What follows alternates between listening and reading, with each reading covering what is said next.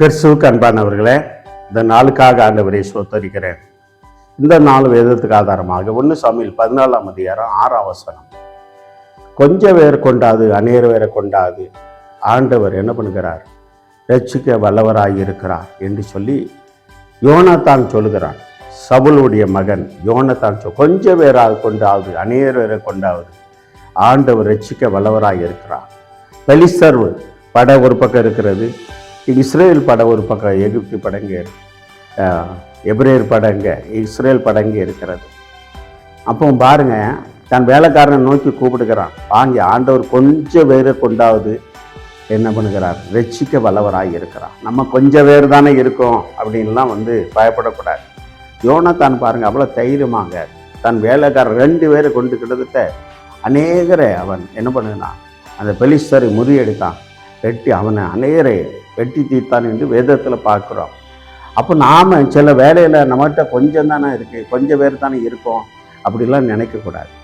ஆண்டவர் 2-3 பேர் இருந்தாலும் 2 பேரை கொண்டு அவர் ரட்சிக்க வல்லவராக இருந்தார், விடுவிக்க வல்லவராக இருந்தார். இந்த வார்த்தையை கேட்டுக்கொண்டு இருக்கிற என்னுடைய பிள்ளைங்க, என்னால் ஒன்றும் முடியலையே, என்கிட்ட 2 பேர் தானே இருக்காங்கன்னு சொல்லி கலங்காத.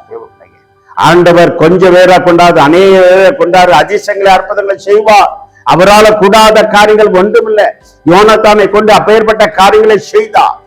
அந்த பெலிஸ்தர் மத்தியிலே அவர் அந்த பக்கம், இவர்கள் இந்த பக்கம், தன் சேவகனை கூட்டிட்டு கொண்டு போய் அவளை வேற அநேகரை வெற்றினான் என்று வேதத்துல பார்க்கிறோம். அவர் நேற்று என்று மாறாதவர். நாங்க கொஞ்சம் பேர் தானே இருக்கோம், என் குடும்பம் சின்ன குடும்பம் தானே என்று சொல்லி கலங்காத தெய்வ பிள்ளையே. ஆண்டவர் நினைத்தார் என்ன வேணாலும் செய்வார். அதுக்கு தான் ஆண்டவர் சொல்கிறார், எங்கே 2-3 பேர் வாசம் அங்கே நான் கூடுவேன். 2 பேர் இருந்தாலும் சரி, அதை நான் உன் கூட இருப்பேன் ஆண்டவர் என்று சொல்கிறார். 2 பேராக இருந்தானே, எத்தனை பேர் இருந்தானே, ஆனால் உனக்கு எதிரி எவ்வளோ பேர் வந்தாலும் ஆண்டவர் 2 பேரை கொண்டாது ரட்சிக்கிற தேவன். சில இடங்களில் 2 பேரை கொண்டு நம்ம என்ன முடியும் என்று சொல்லி நினைக்கலாம். போராட முடியுமா என்று சொல்லிலாம் நினைக்கலாம். இந்த 2 பேரை கொண்டு ஆண்டவர் எங்களால் என்ன முடியும் கூட நினைக்கலாம் தேவ பிள்ளைங்க. ஆனால் யோனத்தான் அப்படி நினைக்கல. ஆண்டவர் கொஞ்சம் பேரை கொண்டாது அநேக பேரை கொண்டாது விடுவிக்க ரட்சிக்க வல்லவராக இருக்கிறார் என்று சொன்னால், நாம் என்ன நினைக்கிறோமோ என்ன வாஞ்சிக்கிறோமோ அப்போதான் தேவன் நம்மளோடு கூட இருப்பார். நீ என்ன வாஞ்சிக்கிறாய்? ஆண்டவர் நாங்கள் 2 பேர் தான், ஆனாலும் என்ன கொண்டு ஆண்டவர் செய்வார். நாங்கள் கணவன் மனைவி தான், அண்ணன் தம்பி தான், மாமா வச்சான் தான்.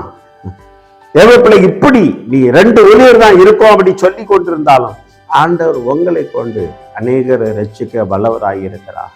நீ இருக்கிற பகுதியில போற பகுதியில ஆண்டவரே, இன்னும் ஒருவர் கூட ரட்சிக்கப்படலையே, ஒருவர் கூட விடுவிக்கப்படலையே, உலகத்துல ஒரு அற்புதம் நடக்கலையே, குடும்பத்துல ஒரு அற்புதம் நடக்கலையே, எதிரிகள் மத்தியில் ஒரு அற்புதம் நடக்கல, கலங்கி கொண்டு இருக்கிறாயா? ஆண்டவர் கொண்டு 2 பேரை கொண்டாது, கொஞ்சம் பேரை கொண்டாது, அநேக பேரை கொண்டாது ரட்சிக்க வல்லவராக இருக்கிறார். இந்த வார்த்தையை நீங்கள் விசுவாசிக்க வேண்டும். யோனத்தான் அதை தான் செய்தான். ஆண்டவர் ரட்சிக்கிறவர். அவர் எப்பேற்பட்டார்? 2 பேரை கொண்டாது ரட்சிக்கிறவர், அநேக பேரை கொண்டு ரட்சிக்கிறவர். அவர் நேற்றென்று மாறாதவர். அவருடைய வல்லமை இருக்கிறது. வானத்தை பூமி படைத்த தேவனுங்கிறத அவர் மறந்துடாதபடி அவர் என்ன பண்ணினான்? தன் வேலைக்காரனை போய் கடந்து போனான், அநேகரை ரட்சித்தான். எல்லா எதிரியிலிருந்து இஸ்ரவேல் ஜனங்களை ரட்சித்தான், விடுவித்தான்.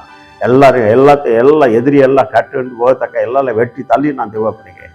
இன்னைக்கு அதே போல உங்களுடைய வாழ்க்கையிலே ஆண்டவர் ரட்சிக்க வல்லவராய் இருக்கிறார். ரட்சிக்க கொஞ்சம் பேர் தானே, இதானே நாங்கள் 2 பேர் தான் நினைக்காதங்க. உங்களை கொண்டு ஆண்டவர் செய்ய அவர் ரட்சிக்க வல்லவராய் இருக்கிறார். கொஞ்சம் பேருக்கு அநேக காரியங்களை செய்ய வல்லவராய் இருக்கிறார். நீங்கள் யாராக இருந்தாலும் இந்த வார்த்தையை கேட்டுக்கொண்டு இருக்க தேவ பிள்ளையே, சகோதரே சகோதரியே, அவர் நேற்று என்று மாறாதவர். இந்த வார்த்தையை பிடித்துக் கொள்ளுங்க. யோனத்தான் அதை பிடித்துக் கொண்டான். ஆண்டவர் அவனோடு கூட இருந்தார். சத்துருகள் எல்லாம் முறியடித்தான். தன் சேவகனை கொண்டு 2 பேருக்கு யோனத்தான் முடியில் தன் கலக்க உண்டாயிட்டு தேவன் இவர்களை போவ ஒருவர் பட்டயம் உளத்தக்க அதிசயங்களை அற்புதங்களை செய்தார். அதே போல இன்னைக்கும் தேவன் உங்கள் வாழ்க்கையில 2 பேரை கொண்ட 1 பேரை கொண்ட ரட்சிக்க வல்லவராய் இருக்கிறார். அதை மறந்துடாதங்க. இது ரட்சிப்பு. ஏன்னா வேதவசனம் சொல்லுங்க, ரட்சிப்பு கர்த்தருடையது. உன்னை ரட்சிக்க வல்லவர், குடும்பத்தை ரட்சிக்க, இருக்கிற பகுதியை ரட்சிக்க பிள்ளைக்கு அவரால் கூடாத காரியங்கள் வேணும். யாரெல்லாம் உனக்கு விரதம் எழுப்புகிறார்களோ அவர்களெல்லாம் ரட்சிக்க வல்லவராய் இருக்கிறார்.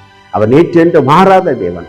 கண்களை மூடி ஜெபம் செய்வோமா? ஆண்டவரே, கொஞ்சம் பேரை கொண்டார், அநேகரை கொண்டார், ரட்சிக்க வல்லவராய் இருக்கிறவரே, இந்த நாளிலே நீ ரட்சிக்கும்படியாக யோனத்தானை கொண்டு ரட்சித்தீரே அப்பா. யோனத்தானை அவனுடைய சேவகன் அவனை கொண்டு ரட்சித்த தேவனே, பெலிஸ்தர் கைக்கு தப்பித்த தேவனே, எப்பொழுது ஒரு அற்புதம் நடக்கட்டும் இயேசுவின் நாமத்தினாலே. அற்புதம் நடக்கிறதுக்கு ஆசீர்வாதம் உங்களுடைய கருதரை ஒப்பு கொடுக்கிறோம். ஆசீர்வாதம் இயேசுவின் நாமத்தினாலே. ஆமென். God bless you. ஆண்டவர் கொஞ்சம் பேரை கொண்டார், அனைவரை கொண்டார். ரட்சிக்கிற தேவன். இந்த வார்த்தையை பிடித்துக் கொள்ளுங்கள். கர்த்தர் பெரிய காரியங்கள் செய்வார். ஆமென், ஆமென், ஆமென். God bless you.